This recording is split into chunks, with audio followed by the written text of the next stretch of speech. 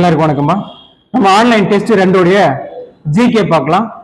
First கேள்வி, வெப்பநிலையின் SI அலகு எதுன்னு கேட்கறாங்க. கெல்வின். ரொம்ப எளிமையான கேள்விதான், 6ஆம் வகுப்புல தான் இருக்கு.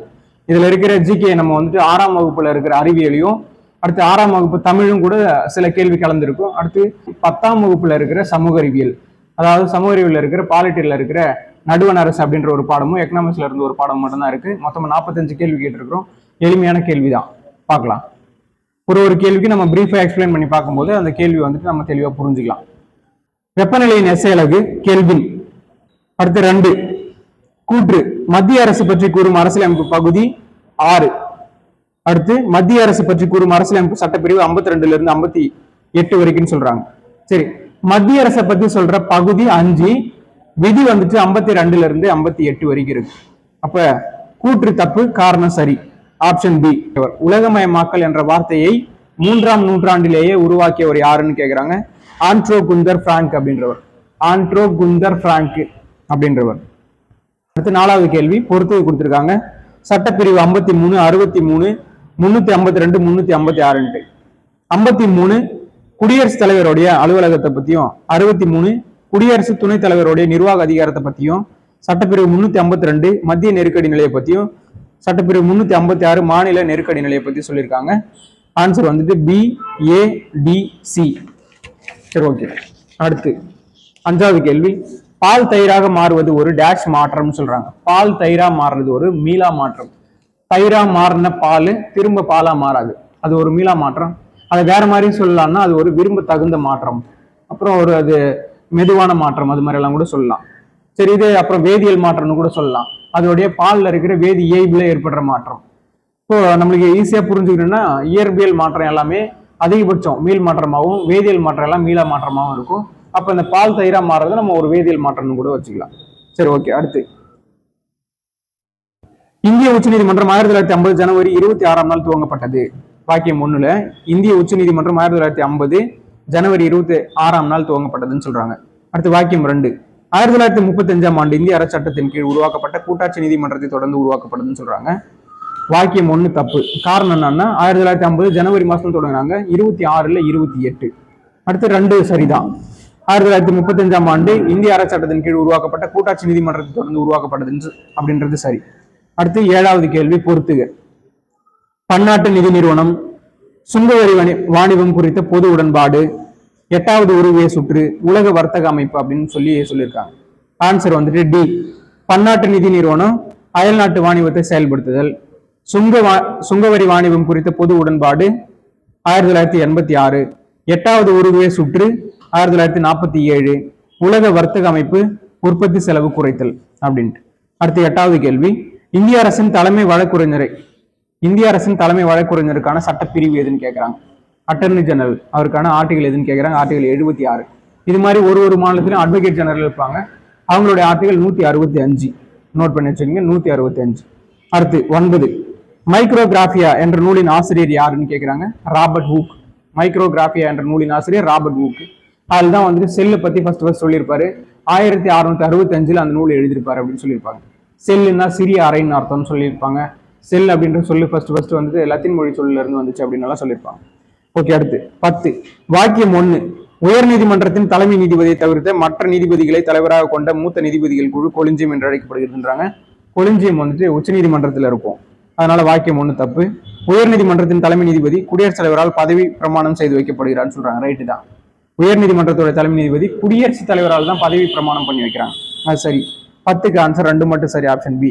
அடுத்து 11, சமையலறை மற்றும் ஆய்வகங்களில் பயன்படுத்தப்படும் கண்ணாடி போரோசிலிகேட் கண்ணாடியால் உருவாக்கப்படுகிறதுன்னு சொல்றாங்க. சரிதான்.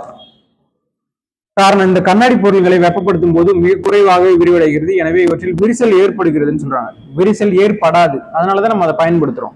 அதனால கூற்று சரிதான், காரணம் தப்பு, ஆப்ஷன் சி. 12வது கேள்வி, உச்ச நீதிமன்றத்தில் உள்ள தலைமை நீதிபதி தவிர்த்த இதர நீதிபதிகளின் வயது 65. உச்ச நீதிபதி அப்புறம் இருக்கிற மற்ற நீதிபதி எல்லாருக்குமே வயசு, உச்ச நீதிமன்றம்னாலே 65, உயர் நீதிமன்றம்னா 62. அடுத்து 13வது கேள்வி, வாக்கியம் 1, காமராசரை கல்வி கண் திறந்தவர் என்று மனதார பாராட்டியவர் அறிஞர் அண்ணான்னு சொல்லியிருக்காங்க. அறிஞர் அண்ணா கிடையாது, பெரியார். அடுத்து வாக்கியம் 2, காமராசரின் பிறந்த நாளான ஜூலை 15ஆம் நாள் கல்வி வளர்ச்சி நாளாக கொண்டாடப்படுகிறதுன்னு சொல்றாங்க. அது சரிதான். அப்ப 2 மட்டும் சரி, ஆப்ஷன் பி. அடுத்து 14, நடுவண் அரசாங்கத்தின் 3வது அங்கமாக திகழ்வது நீதித்துறை. நீதித்துறை தான் 3வது அங்கமாக திகழ்து. 4வது வந்து நம்ம ஊடகத்தை சொல்லுவாங்க. ஊடகம் இருக்குங்களா, நம்ம ஆப்ஷன் டில கூட கொடுத்துருக்கு, ஜனநாயக ஊடகம் சொல்லுவாங்க. 15, காற்று என்பது ஒரு அடிப்படை பொருள் அல்ல, ஆனால் அது பல வாயுக்கள் அடங்கிய ஒரு கலவை என்பதை கண்டுபிடித்தவர் ஜோசப் பிரிட்ஸ்லி. காத்துன்றது ஒரு தனியானது ஒண்ணு கிடையாது, அது வந்துட்டு பல கலவைகளால் சேர்ந்தது. அதாவது ஹைட்ரஜன், ஆக்சிஜன், அது மாதிரி helium, neon, argon, xenon, krypton, அது மாதிரி நிறைய வந்துட்டு கலவைலாம் சேர்ந்தது தான் காத்து அப்படின்னு சொல்லி கண்டுபிடிச்சவர் யாரு அப்படின்னா ஜோசப் பிரிட்ஸ்லி. அதுக்கு வந்துட்டு ஆக்சிஜன் பேர் வச்சவர் வேணா நம்ம லாவாய்சர் சொல்லலாம். லாவாய்சர் ஆப்ஷன் பில இருக்கு, லாவாய்சர். ஆப்ஷன் சில ஜெகதீஷ் சந்திர போஸ் கொடுத்துருக்காங்க. இவர் வந்துட்டு தாவரங்களுக்கு உணர்வு உண்டுன்னு கண்டுபிடிச்சாரு. ஆப்ஷன் டில ரூதர் ஃபோர்ட் இருக்கு. ரூதர் ஃபோர்ட் வந்து ஹைட்ரஜனை கண்டுபிடிச்சாரு அப்படின்னு சொல்லியிருப்பாங்க. அடுத்து 16வது கேள்வி, வாக்கியம் 1. தமிழகத்திலிருந்து பாராளுமன்ற மேலவைக்கு தேர்ந்தெடுக்கப்படும் உறுப்பினர்களின் எண்ணிக்கை 39ன்னு சொல்லியிருக்காங்க. 39 18 பேர். மேலவைக்கு 18 பேரும் தமிழகத்தின் பாராளுமன்றத்தின் கீழே வைக்க தேர்ந்தெடுக்கப்படுற உறுப்பினர்கள் 18 பேர்னு சொல்லியிருக்காங்க. இதுதான் 39. ரெண்டும் மாறி மாறி இருக்கு, அதனால கூற்று 1, 2 தப்பு. Option D. 17, இந்தியா எப்போது டங்கல் திட்டத்தில் கையெழுத்திட்டதுன்னு கேட்கறாங்க. 1994. 1994 தான் இந்தியா டங்கல் திட்டத்தில் கையெழுத்திட்டுச்சு. அடுத்து 18, மக்களவைக்கு 13 உறுப்பினர்கள் யூனியன் பிரதேசத்தில் இருந்தும் தேர்ந்தெடுக்கப்படுகின்றனர். மக்களவைக்கு 13 உறுப்பினர்கள் யூனியன் பிரதேசத்தில் தேர்ந்தெடுக்கிறாங்க, சரிதான். அடுத்த தற்சமயம் மக்களவையில 545 உறுப்பினர்கள் கொண்டுள்ளது, அதுவும் சரிதான். ஆப்ஷன் சி, ரெண்டுமே சரி. அடுத்து 19, பொறுத்துக. ஆற்றல் மையம், செல்லின் கதவு, செல்லை தாங்குபவர், உணவு தொழிற்சாலை அப்படின்னு ஒரு பொறுத்து கொடுத்துருக்காங்க. ஆன்சர் வந்துட்டு சி, ஆற்றல் மையம் அப்படின்ட்டு நம்ம மைட்டோகாண்ட்ரியாவையும், செல்லின் கதவு அப்படின்ட்டு செல் சவ்வையும், அடுத்து செல்லை பாதுகாப்பவர் அப்படின்ட்டு செல் சுவரையும், உணவு தொழிற்சாலை அப்படின்ட்டு பசுங்கணிகத்தையும் சொல்றோம். 19க்கு ஆன்சர் சி. அடுத்து 20, மாநிலங்களவை உறுப்பினர் ஆவதற்கான குறைந்தபட்ச வயது எவ்வளவு வயசு இருக்கணும்? மாநிலங்களவை ராஜ்யசபாவுக்கு 30 வயசு இருக்கணும். இந்த வயசுன்னு கேட்கும்போது போலீஸ்ல எஸ்ஐல அதிகபட்சமான கேள்வி இடம்பெறும். நம்ம உள்ளாட்சி தேர்தல் எல்லாம் நிக்கணும் அப்படின்னா 21 வயசும், எம்எல்ஏ எம்பியா நிக்கணும்னா 25 வயசும் வேணும். 30 வயசுன்றது ராஜ்யசபா உறுப்பினர்களுக்கும், மாநில சட்டமன்றத்தில் இருக்கிற மேலவை உறுப்பினருக்கும் 30 வயசு இருக்கணும். மாநிலங்கள்ல எல்லா மாநிலத்திலும் சட்டமன்றத்தில் மேலவை இல்லை, 6 மாநிலத்துல மட்டும்தான் இருக்கு. அந்த 6 மாநிலம் கூட ஆந்திராவில் இருக்கு, தெலுங்கானாவில் இருக்கு, கர்நாடகாவில் இருக்கு, மகாராஷ்டிராவில் இருக்கு, பீகார்ல இருக்கு, உத்தரப்பிரதேசத்துல இருக்கு. நம்ம தமிழ்நாட்டில் 1986 நவம்பர் மாசம் 1ஆம் தேதி நீக்கிட்டு இருப்பாங்க, எம்ஜிஆர் பீரியட்ல. இப்போ வரைக்கும் நம்ம தமிழ்நாட்டில் மேலவை இல்லை. மேலவையை உருவாக்கணும்னாலும் நீக்கணும்னாலும் அதுக்காக பயன்படுத்துற ஆர்டிகல் வந்து 169. நான் சொல்றது ஸ்பீடா சொன்னாலும் நீங்க வீடியோ ஸ்கிப் பண்ணி பொறுமையா பார்த்து எழுதிக்கங்க. சரி, அடுத்து 21வது கேள்வி, ஒரு மின்சுற்றில் பாயும் மின்னோட்டத்தினை அளவிடும் கருவி அம்மீட்டர். ஒரு மின்னோட்டத்துல பாயிற சுற்றுடைய அந்த மின்னோட்டத்தை அளவிடுற அந்த கருவிக்கு பேர் வந்து அம்மீட்டர். அடுத்து 22, கூற்று. மாநிலங்களவை உறுப்பினர்களின் பதவிக்காலம் 6 ஆண்டுகள்னு சொல்றாங்க. ரைட்டு தான், 6 வருஷம் இருப்பாங்க. அது வந்துட்டு ஒரு நிரந்தர அவையா இருக்கும். அடுத்து மக்களவை உறுப்பினர்களின் பதவிக்காலம் 5 ஆண்டுகள். ரெண்டுமே சரிதான். 5 வருஷம் சொன்னாலும் நம்ம வந்து எவ்வளவு நாளுக்கு வந்து அங்க பெரும்பான்மை இருக்கோ அது வரைக்கும் தான் அவங்க ஆட்சி பண்ண முடியும். மத்தியில வந்துட்டு பிரதமராக இருந்தாலும் சரி, இல்லை மாநிலங்களில் முதல்வராக இருந்தாலும் சரி, அவங்களுக்கு பெரும்பான்மை இருக்கிற வரைக்கும் தான் பண்ண முடியும். 5 வருஷம்ன்றது ஒரு மரபு. ஓகே, அடுத்து 22க்கு ஆன்சர் டி தான், ரெண்டுமே சரிதான். 23, உலக வர்த்தக அமைப்பின் WTO தலைவர் யாருன்னு கேட்குறாங்க. தலைமை இயக்குனர் அப்படின்றவர் தான் அதோடைய தலைவராக இருக்காரு, தலைமை இயக்குனர்.